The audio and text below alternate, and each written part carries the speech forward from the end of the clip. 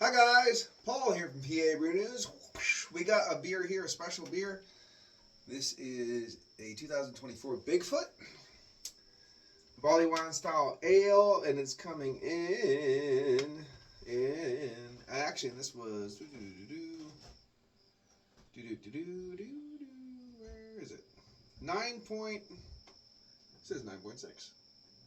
9.6 alcohol by volume, 2024, Sierra Nevada Brewing Company, Chico, California, and also in South Carolina, North Carolina, something like that. I always just think about the Chico. But Bigfoot barley wine, we have a bottle opener right here. Got a bottle opener right here. Oh, kind of a Ouija board one. It is a Ouija board one, and a Hocus Pocus one. So, a Hocus Pocus bottle opener. Anywho, we're down in the dungeon. We are drinking a Bigfoot barley wine, and we're also going to say, just off the topic, this is just a me personal thing. I want to say this just because I can. It's my damn channel. Rest in peace, Dr. Jeff Meldrum. Just real quick, I just wanted to came as a shock to everybody, and condolences to his family and good friends, and thank you for all the stuff that you've done and all the time you've sacrificed doing that stuff, which means a lot. So thank you. And if you don't know who I'm talking about, then there you go. And if you don't like what he says or whatever, then not says, but if you don't believe in the stuff, that stuff, then that's your own thing. So everything's very personal, you know what I mean? But I just wanted to say that because it really, made me upset. So anyway, Psst. Let's crack it open. Crack it open.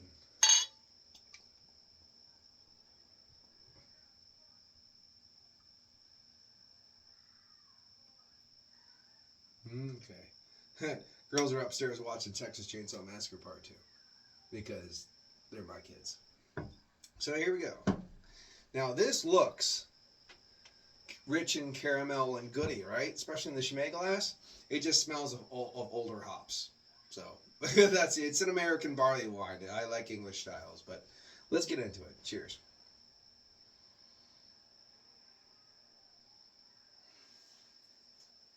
Yeah, really earthy, spicy, little bit of burnt caramel vibes.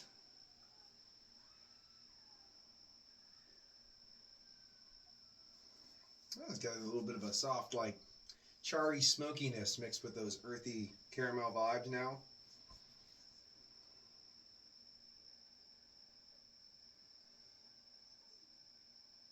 The soft, piffy tonality still.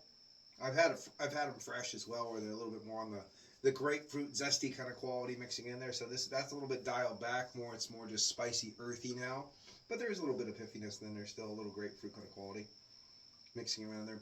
I'm getting something that reminds me a little bit of a candied orange or something mixing with that caramel.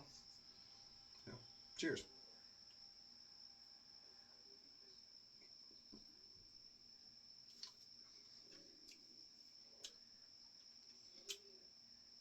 Really, really,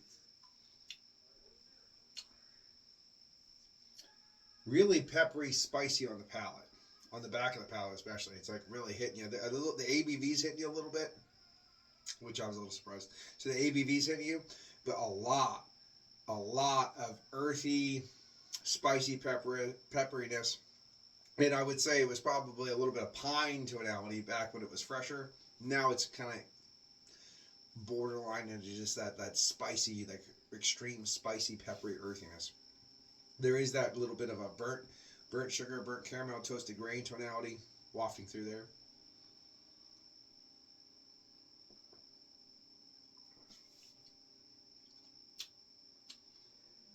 In some aspect, some I'm getting nuances of like when I used to drink 90 minute from Dogfish Head back in the day. So like a little, I drank it recently and I'm like, wow, it looks different, it feels different, it tastes different. But back in the day, it had almost like, when it was, of course, everything I got was aged because nothing was fresh, 10 years ago. It was all, if it was from somewhere else, you were getting an old one. That's just how it was, but things have changed. But yeah, the caramel was there, almost a hint of vanilla, and then that earthy pepperiness coming through there, a little bit of muted. I'm getting a lot of that in there, so it's harkening me back to some older days of doing the craft beer thing, which is kind of fun. I like the nostalgic part of it.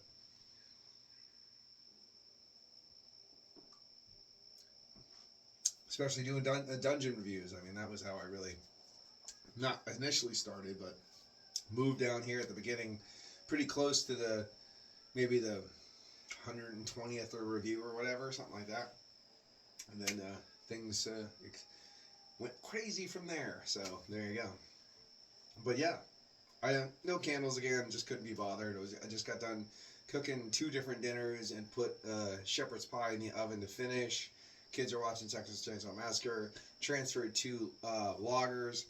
The goddamn refrigerator got shut off outside, so they warmed up for a bit. It was only for like a day and a half, but I hope they're okay. I'm just gonna let them sit for at least another month in the keg, and just maybe attenuate whatever might have happened. But it really hasn't been that hot in PA. Maybe like, especially in this valley, maybe 78 degrees at the most. So hopefully they're all right. However, I bought new yeast too, because the stressed yeast. My fresh hop nugget smelled great because the nugget was just singing in it, but it was just phenols, and unfortunately, I just got stressed yeast. I gotta make sure that never happens again. But the Tavern Ale tastes fucking great. You just got a random homebrew Wednesday in the middle of a beer review. Wow. But yeah, this is a tiny little bottle. 12 ounces to me is so tiny. Like, it's like, and it's gone. But I have more upstairs. So if I want one, I can have one. But I have my Tavern Ale on. And it says, extreme in the 80s and a force of flavor today. Bigfoot is a timeless beast of a beer, forever tracked for its enormous malt body and sheer hop intensity. Drink it fresh or cellar each year's expedition to unearth a world of new flavors over time. I just don't think, my personal view, if I had to age 2 different types of barley wine, I would age an English one, because the hops are not overshadowing everything, and the malt base, which is going to be higher to initially start with, will have more chance to develop and get dark fruits and chaos and caramels and marmalade and all those things. But these American barley wines, you just lose the shiny hop glory, and the malt maybe goes up a little bit. You know what I mean? It just seems weird. But excuse me. But when you barrel age them, somehow it's good. Because Oaked Horizontal from Victory was fantastic, and the barrel age Bigfoot I had was also fantastic. So but it's still a good beer. This is over a year old now. Excuse me. Probably almost a year. Actually, a little bit more than a year and a half old, because of the date on the bottle. And this is still a spicy, earthy, malty bitch. You know what I mean? Like, it's really shouting and screaming in your face. It's bombastic on that bitterness on the back of the palate. If you really crave a huge bitter beer, and I'm not saying that in a bad way, I'm just saying, like, if you want something that's really going to attack your palate with bitterness, because so little beers around here do anymore, get a Bigfoot Barleywine and sup on it for a little bit. You'll really enjoy it. Yeah.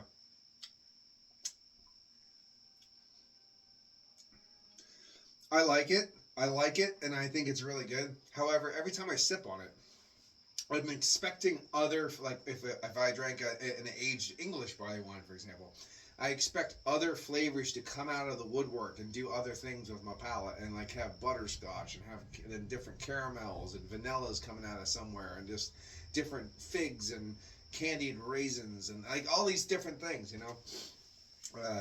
I'm going a little bit too far on that one, but like I'm just trying to make a little bit of a point that it's so much just like hop bitterness kind of, and pepperiness and earthiness overshadowing so much that if there is nuances in the malt base, you're not going to pick them up. But the malt base is a little bit more on the caramel side, a little bit more just toasted burnt grains, not burnt, charred grains, and there you go. The body is medium side of I'd say maybe approaching a high side of a medium body, but mostly a side of a medium body with nice oiliness.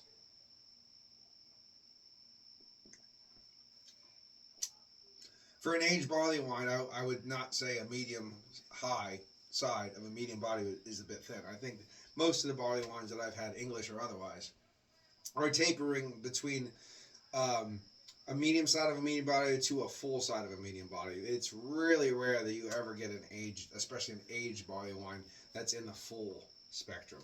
But yeah, it's a nice beer, and because I actually haven't had one in so damn long, this is really fun. That's really fun. And it's a perfect time to get a Bigfoot, commemorate life of a very scholarly, professional, courteous, and caring gentleman that touched the light to a lot of people, and he will be missed. And I think this is, I think I'm enjoying this overall. Yeah, I'm going to give this one an 8 out of 10. I know it's like OG American style, so it might deserve a higher score. I'm not really sure. It's not really how I rate shit. But the importance of this beer must be noted because it like from the 80s for craft beer in America, because, you know, only in like, what, 1977 or whatever is when the McCarthy really did where you could homebrew again. So, and of course, that's where, like, you know, was it Fritz Maytag? I'm trying to think, but Maytag, you know, Anchor Steam and stuff started, and of course Sierra Nevada after that.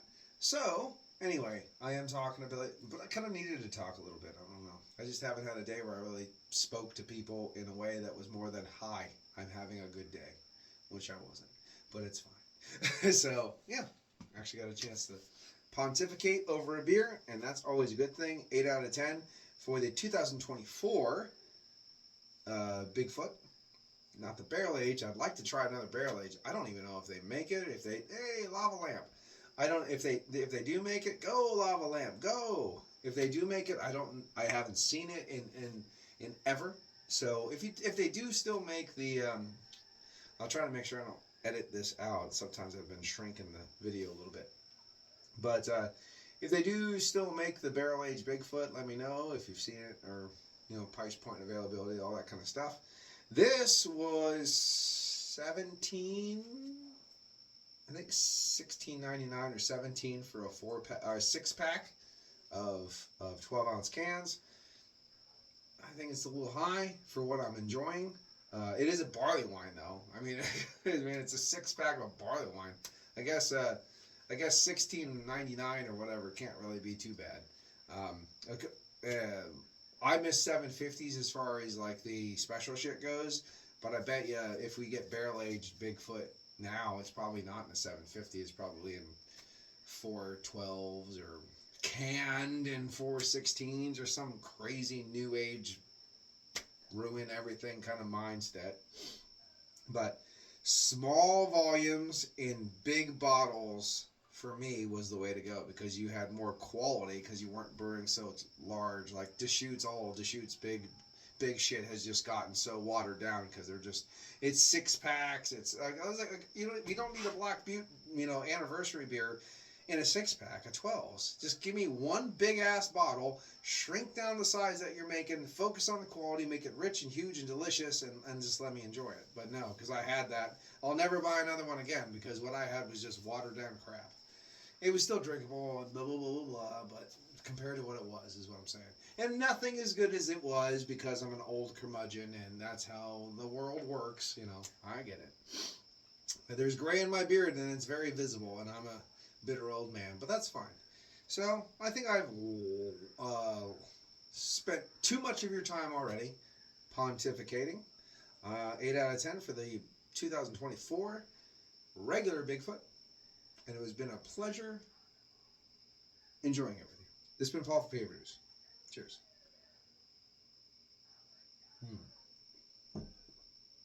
Bye-bye. The finger's coming. You can't probably see it.